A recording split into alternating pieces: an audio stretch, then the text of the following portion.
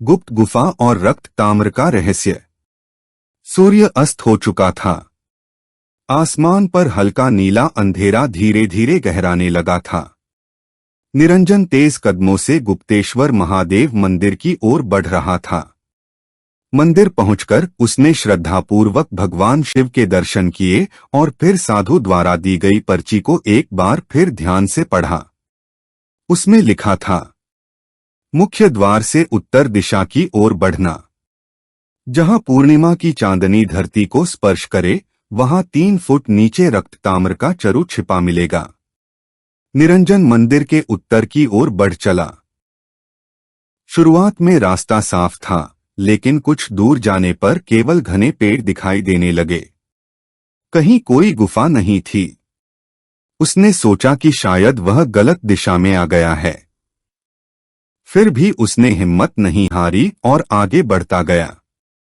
कुछ ही देर में जंगल इतना घना हो गया कि चांदनी भी मुश्किल से जमीन तक पहुंच रही थी। चारों ओर अजीब सी खामोशी थी।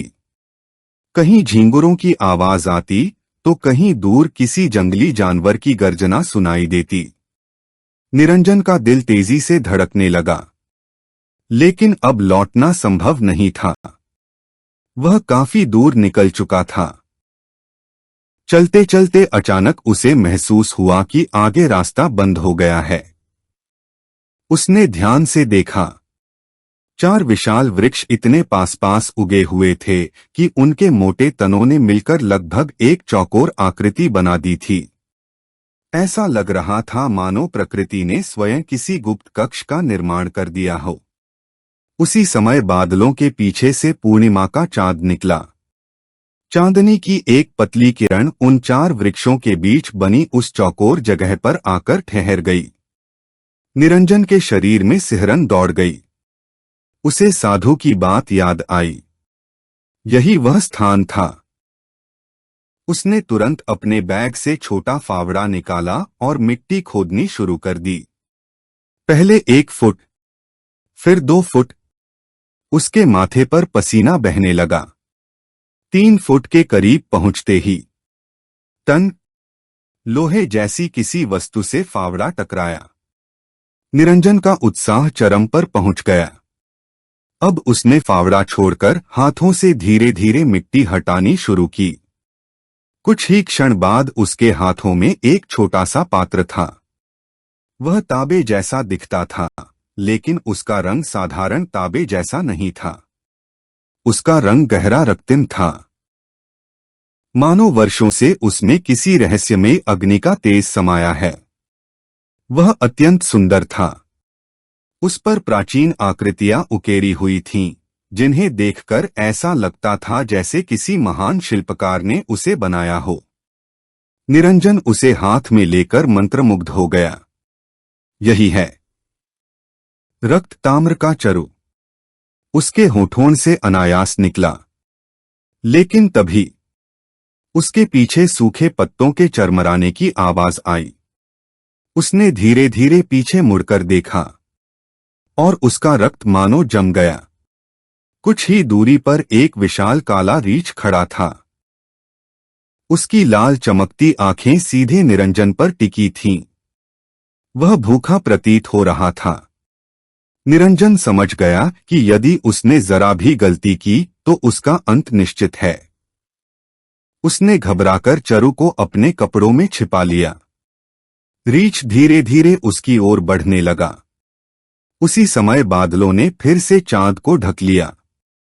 चारों ओर घना अंधकार छा गया। इस अवसर का लाभ उठाकर निरंजन पास के एक विशाल वृक्ष पर चढ़ गया। नीचे रीछ देर तक उसी वृक्ष के चारों ओर घूमता रहा। कभी वह गुर्राता, कभी पेड़ के तने पर पंजे मारता। निरंजन पूरी रात शाखा से चिपका बैठा रहा। एक हाथ से उसने शाखा पकड़ रखी थी और दूसरे हाथ से चरु को अपने सीने से लगाए रखा।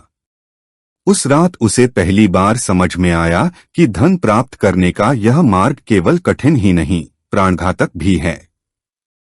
सुबह की पहली किरण उसके चेहरे पर पड़ी तो उसकी आंख खुली। रीछ जा चुका था। उसने नीचे उतरने से पहले चारों ओर अच्छी तरह देखा। सब कुछ शांत था। वह सावधानी से नीचे उतरा। सबसे पहले उसने अपने बैग में रखा चरु निकाला। वह पूरी तरह सुरक्षित था। निरंजन ने राहत की सांस ली। उसने फिर मंदिर जाकर भगवान शिव के दर्शन किए और मन ही मन धन्यवाद दिया। इसके बाद वह वापस अपने होटल पहुंचा, नहाया, थोड़ा विश्राम किया और साधु की पर्ची फिर पढ़ी। अब अगला चरण लिखा था। रक्त ताम्र के चरु को अग्नि तत्व से सिद्ध करना होगा। इसके लिए काठमांडू स्थित प्राचीन पशुपतिनाथ मंदिर के पीछे लगातार 3 घंटे तक अग्नि में तपाना होगा। यदि चरु अग्नि में पिघले नहीं, तभी वह शुद्ध रक्त ताम्र सिद्ध होगा। अगले ही दिन निरंजन काठमांडू के लिए रवाना हो गया। कई घंटों की यात्रा के बाद वह वहां पहुंचा, लेकिन नई समस्या उसका इंतजार कर रही थी। मुख्य पशुपतिनाथ मंदिर में हजारों श्रद्धालुओं की भीड़ रहती थी। वहां आग जलाकर 3 घंटे तक बैठना असंभव था। उसने 2 दिन तक आसपास का निरीक्षण किया। तीसरे दिन एक स्थानीय व्यक्ति से बातचीत के दौरान उसे पता चला कि मुख्य मंदिर से लगभग 3 किलोमीटर दूर पहाड़ी पर एक अत्यंत प्राचीन और जीर्णशीर्ण पशुपतिनाथ मंदिर भी है, जहां बहुत कम लोग जाते हैं। निरंजन के चेहरे पर मुस्कान लौट आई। उसी शाम वह उस पुराने मंदिर की ओर निकल पड़ा। घने वृक्षों के बीच लकड़ी से बना वह मंदिर समय की मार झेलते हुए भी अद्भुत दिखाई देता था। वहां न भीड़ थी, न कोई शोर, सिर्फ गहरा सन्नाटा। यही स्थान उसके लिए उपयुक्त था। मंदिर के पीछे उसने एक समतल जगह चुनी और लकड़ियां इकट्ठी कर अग्नि प्रज्वलित की। रक्त ताम्र का चरु अग्नि के बीच रखा गया। 1 घंटा बीता, फिर दूसरा, फिर तीसरा। साधारण ताबा होता तो कब का पिघल चुका होता, लेकिन यह पात्र तो पहले से भी अधिक चमकने लगा। उसका रक्तिम रंग अब गहरे मरून में बदल गया था, मानो अग्नि ने उसकी शक्ति को और जागृत कर दिया हो। निरंजन की खुशी का ठिकाना नहीं था। उसने अग्नि बुझने तक प्रतीक्षा की। आधी रात हो चुकी थी। वह अत्यधिक थक चुका था, इसलिए उसने सोचा कि आज रात मंदिर में ही विश्राम कर लिया जाए। बैग को सिरहाने रखकर वह गर्भगृह के पास लेट गया। भोर होते ही मंदिर में किसी के कदमों की आहट सुनाई दी। निरंजन ने आंखें खोली। एक वृद्ध साधु पूजा की थाली लिए भीतर प्रवेश कर रहे थे। उन्होंने निरंजन को देखा और पूछा, बेटा तुम कौन हो? इस सुनसान मंदिर में रात कैसे बिताई? निरंजन घबरा गया। उसने झूठ बोलते हुए कहा, महाराज, मैं दर्शन करने आया था। रात अधिक हो गई, इसलिए यहीं सो गया। लेकिन उसके चेहरे का भय साधु से छिप नहीं सका। वृद्ध साधु कुछ क्षण तक उसे ध्यान से देखते रहे। अचानक उनकी आंखें गंभीर हो गईं। निरंजन को एक पल के लिए लगा, इनका चेहरा कहीं देखा हुआ है। वह चेहरा बिल्कुल उसी रहस्यमयी साधु से मिलता जुलता था जिसने उसे यह पूरा मार्ग बताया था।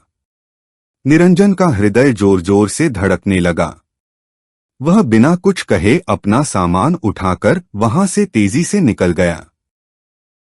उसे यह समझ नहीं आ रहा था कि यह केवल संयोग था या फिर कोई बहुत बड़ा रहस्य उसकी प्रतीक्षा कर रहा था। लेकिन एक बात निश्चित थी, अब कोई अदृश्य शक्ति उसकी यात्रा पर नजर रख रही थी। गुप्त